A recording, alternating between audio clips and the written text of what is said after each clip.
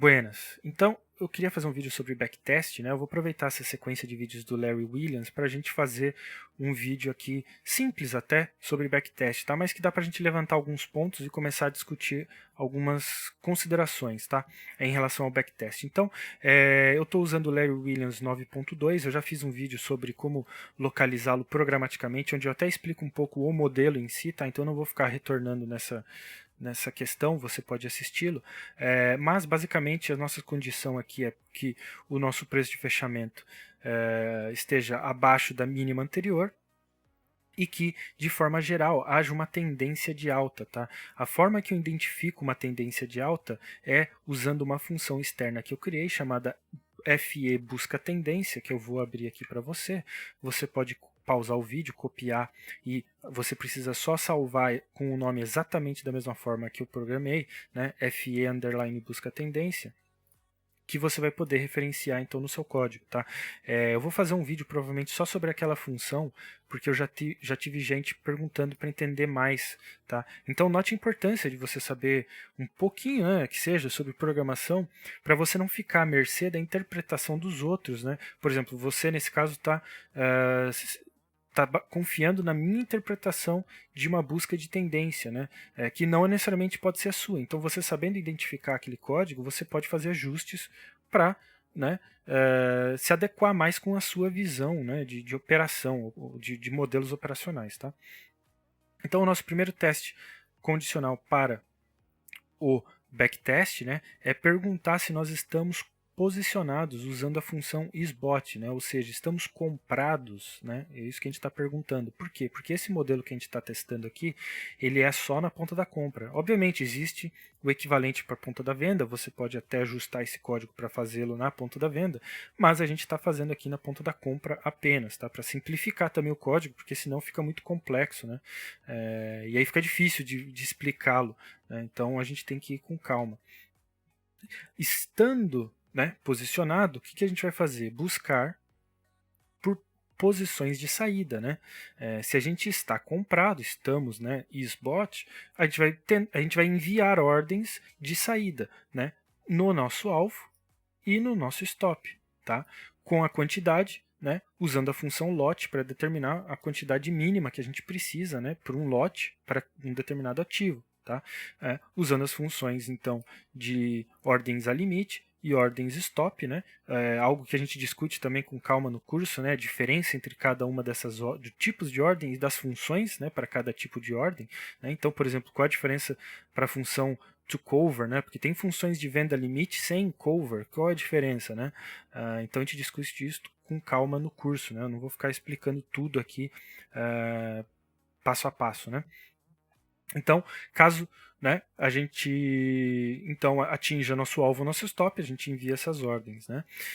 Se não estamos posicionados, né, então a gente vem para esse bloco de código, vamos buscar então uma entrada, né? Então, a primeira coisa que a gente faz é simplesmente aqui localizar o Larry para pintar de verde, que é mais algo mais visual, não tem influência nenhuma no backtest em si, né? Mas é mais para mostrar algo visual, representar algo visual para fins de estudo, né? Facilitar o nosso estudo.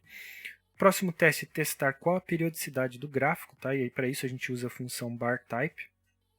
Ela vai retornar um número equivalente à periodicidade do gráfico que você está trabalhando. Então, neste exemplo, 1 é para gráficos intradiários, então, por exemplo, 15 minutos, 30 minutos, 60 minutos.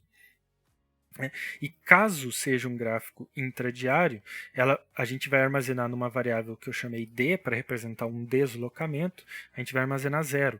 Caso contrário, ou seja, nós não estamos num gráfico intradiário e sim num gráfico diário, ou semanal, ou mensal, a gente vai armazenar o valor 1. Tá? E o motivo disso é porque o backtest se comporta de forma diferente em gráficos intradiários e gráficos diários, ou semanal e mensal. Basicamente, a diferença, né, e eu posso fazer um vídeo só sobre isso, está no quando a ordem é executada. Tá? Em gráficos intradiários, quando a condição é satisfeita, então vamos chamar aqui uma condição X, a ordem de posicionamento, de venda, de compra, vai ser feita no candle seguinte. Tá?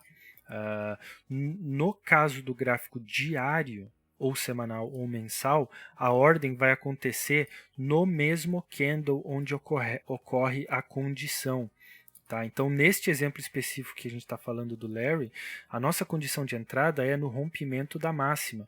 Para isso, eu preciso confirmar que isso aconteça, e só vou confirmar no próximo candle. Não tem como eu saber se eu vou romper a máxima estando no candle, porque a máxima primeiro precisa ser fechada. Né?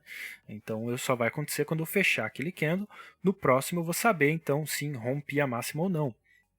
Então, para esses fins, a gente tem um deslocamento aqui. Tá? Eu posso fazer um vídeo só sobre isso para mostrar mais detalhes na prática, tá? Mas saiba que é para isso. A gente vai usar essa informação justamente no nosso próximo teste condicional, que é buscar de fato a nossa entrada. Então, você nota que eu justamente estipulo o nosso deslocamento D, né, quando a gente está buscando o nosso Larry 9.2. Note que eu estou usando uma condição ou, porque eu quero que seja ou no D, ou no D mais 1, ou em quantos D mais eu quiser. Pode ser mais 2, 3, 4, 5. E eu vou mostrar isso na prática também. O que isso significa. Tá? Mas antes, só para a gente terminar aqui a fluxo do código, né? Então, havendo um Larry, né, a gente vai o quê? Configurar os nossos parâmetros, né, de operação, né? Seja para entrada, então na máxima do candle, né, o alvo que a gente usa a função range para retornar a amplitude do candle, né, a gente multiplica por 2, né, e soma ao nosso valor de máxima. Então, trabalhando num modelo 2 para 1, né, a gente quer 2 vezes o nosso risco, porque justamente o nosso stop é na mínima. Tá? Como eu falei no vídeo sobre esse modelo, o Larry original ele não usa nem alvo nem stop, tá? Ele usa simplesmente a movimentação da média móvel exponencial de 9 para determinar momentos de saída. Então, essa é uma versão que a gente faz aqui adaptada, que é muito mais conservadora, né? Porque trabalhar sem stop é algo muito mais agressivo, né? Então você tem que levar isso em consideração. Novamente, é a minha interpretação. Você poderia querer usar o quê? Não sei, Fibonacci, 161 de Fibonacci, talvez 3 para 1, talvez 1 para 1 mesmo, enfim. Mas para mostrar aqui na prática, se a gente pegar esse candle verde como nosso candle Larry, se a gente projetar aqui o 2 para 1, para a gente ver isso na prática, né, note que a gente tem a entrada na linha amarela, o nosso stop na linha roxa e o nosso alvo 2 vezes para cima a nossa entrada na máxima, né, que é justamente o que a gente estipulou aqui, né, usando essa condição range aqui. Né. Então, você nota que neste exemplo a gente foi bater lá no nosso alvo, né? E aí, obviamente, aqui, né, ao determinar esses parâmetros, eu vou enviar uma ordem para a nossa entrada, uma ordem stop de compra, né, para a gente se posicionar na compra, né, nesse valor de entrada, tá? Então, em termos de estrutura de código, basicamente é isso que está acontecendo. Né? Agora, eu posso mostrar, que eu falei que ia falar sobre esse D mais 1, né? Eu posso mostrar um exemplo aqui, que eu acho que eu deixei marcado, que eu já deixei alguns exemplos marcados aqui. Aqui. Então, o que aconteceu aqui? E a gente pode falar sobre um pouquinho rapidamente, eu também já discuti isso no vídeo sobre o Larry, mas o que é a interpretação de entrada do Larry? Né? A gente tendo essa linha representa a média móvel de 9, né? Exponencial de 9, a gente tendo o nosso candle Larry, tá? Então a gente achou o nosso candle Larry aqui, a gente vai entrar onde? Na rompimento da máxima desse candle.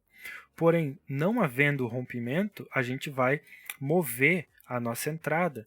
Então a gente apaga essa entrada e agora a nossa nova entrada será a máxima do novo candle. Não havendo rompimento, a gente vai fazendo isso até que haja o rompimento. Né? Então, por exemplo, aqui.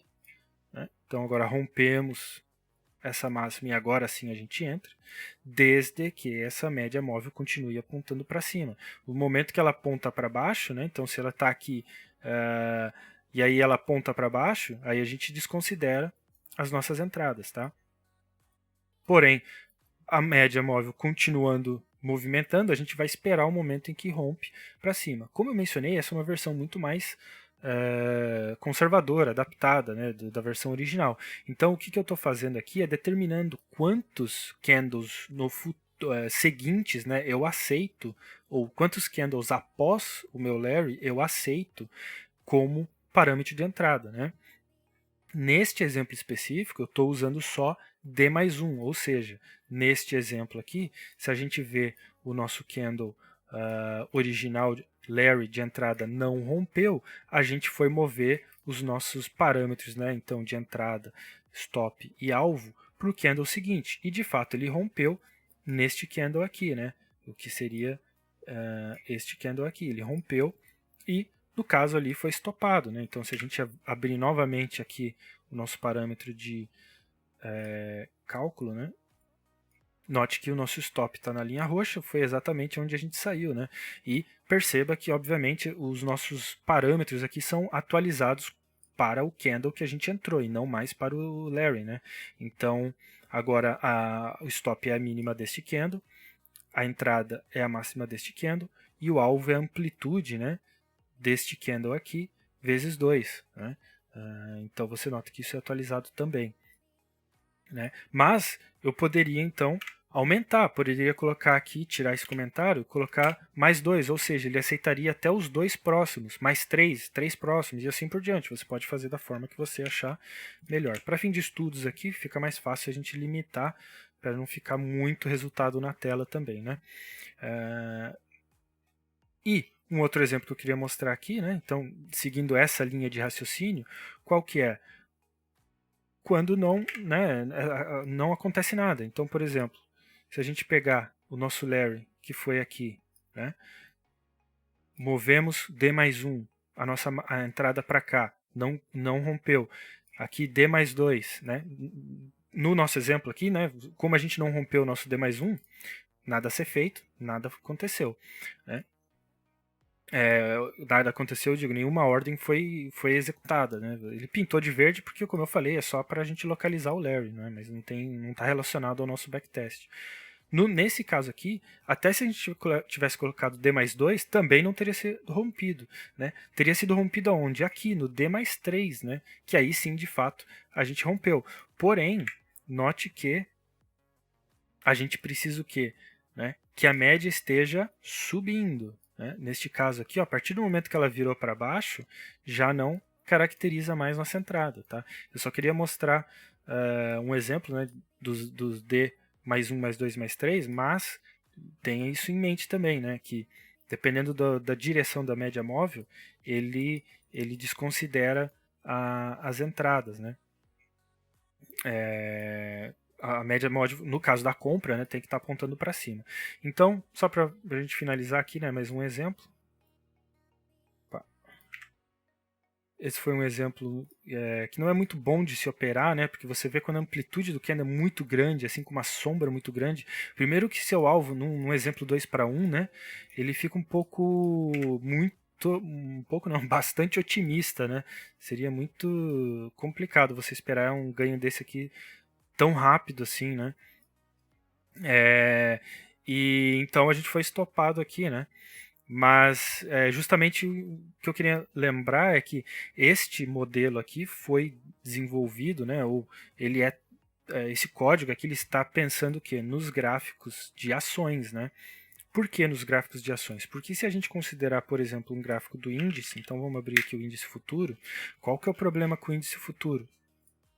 O problema é que a gente sabe que qual que seria o problema aqui? Você pode imaginar, olha, uma operação de sucesso aqui, né? É verdade. Porém, note que a gente tem a mudança de um dia para outro no meio do caminho, né? Então, normalmente, né, a gente seria estopado aqui pela nossa corretora, porque a gente normalmente, a não ser que isso seja condicionado com a sua corretora, a gente não carrega operação para dia seguinte, né? Então, nesse caso, a gente teria sido estopado automaticamente aqui no final do dia, né?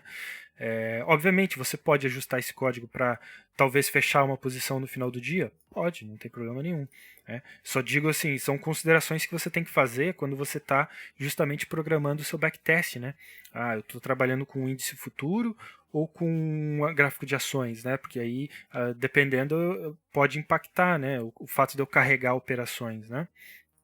Por exemplo, num gráfico de ações como a gente estava vendo ali, talvez, sei lá, Petrobras, né, isso não importa, porque, obviamente, num gráfico de ações, né, eu estou querendo, né, carregar essa operação, principalmente se eu estiver usando, por exemplo, o gráfico de um dia, né, não tem problema nenhum eu carregar operações para os próximos dias, tá? É até esperado, né? Outro fato que tem que ser considerado, então, justamente é o que a gente conversou aqui, né? O gráfico em períodos intradiários e diários, né? Eles funcionam de forma diferente. O backtest, né? Ele funciona de forma diferente. Eu vou fazer um vídeo, acho que separado, porque já deu 15 minutos, eu não quero que fique muito longo, tá? Mas são todos fatores que a gente tem que considerar, né, quando a gente estiver programando o nosso backtest, tá? Então eu queria só fazer esse exemplo. Então, para a gente fechar de fato, o que eu recomendo fazer nesse caso, né? Você executa o seu backtest, então vamos fechar aqui, num gráfico que você queira avaliar, né? Você vai usar as suas estatísticas, então aqui a gente tem as nossas estatísticas para um determinado período, né, que de um ano, né, onde eu vou poder abrir a lista de operações e começar a validar essas operações. Então, se eu vejo operações muito absurdas aqui, com ganhos muito absurdos, ou com períodos muito absurdos, talvez operações aqui que foram muito além do que elas deveriam ter acontecido, né, em termos de período, dependendo, obviamente, do tipo de gráfico que você está trabalhando, né, eu iria visualizá-las, né, confirmá-las manualmente, tá? Então eu iria buscar essas operações nos dias aqui e confirmá-las visualmente, manualmente, né? É uma forma, é chata, eu sei, é trabalhoso, mas é a forma mais segura de você usar o backtest, tá? Então, é isso aí. Se tiverem dúvidas específicas, vamos colocando aí para a gente fazer e incrementando mais a nossa discussão sobre backtest.